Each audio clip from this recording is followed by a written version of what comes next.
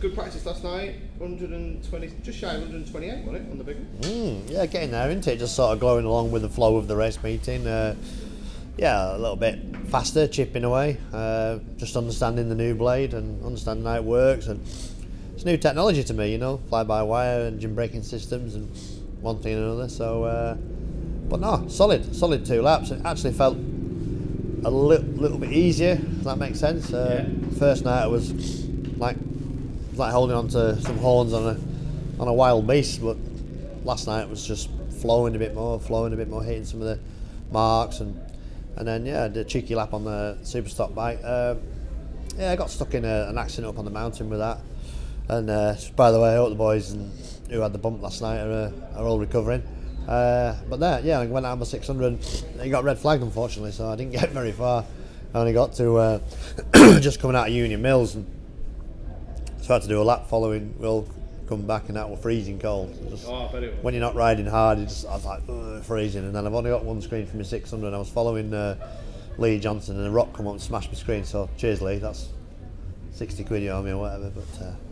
But no, it was it was good solid night's practice.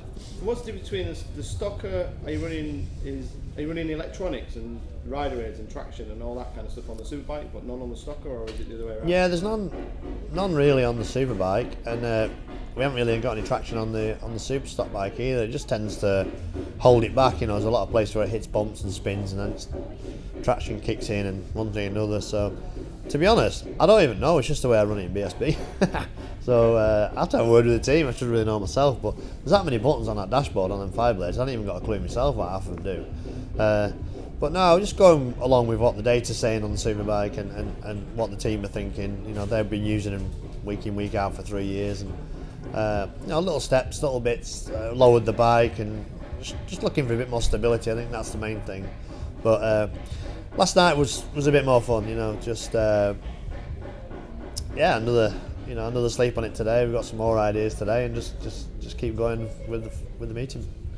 And when you say picking your points, are your points the same points that they've always been, or have those points changed? Do you know what? It's last time. That's fastest I've been since 2016. When I rode the Norton, I didn't go anywhere near as fast as 28s, and so it feels like a long time since I've hit those spots. And I'll hold my hand up. The first night I was peeling in a bit earlier, peeling to handlers a bit earlier, made a couple of little adjustments around the bungalow you see on the little video shoot where I peel in, sit it back up, peeling again. I'm like, it looked like I've never ridden there before in my life. So the answer to your question, the peeling points and apex points are the same, even though the bike's maybe a little bit faster, but none of us really, apart from Hickey, did 130, have probably found them just yet. So, but I'll find them. Cool. Thanks for your time, John. We'll catch up with you tomorrow.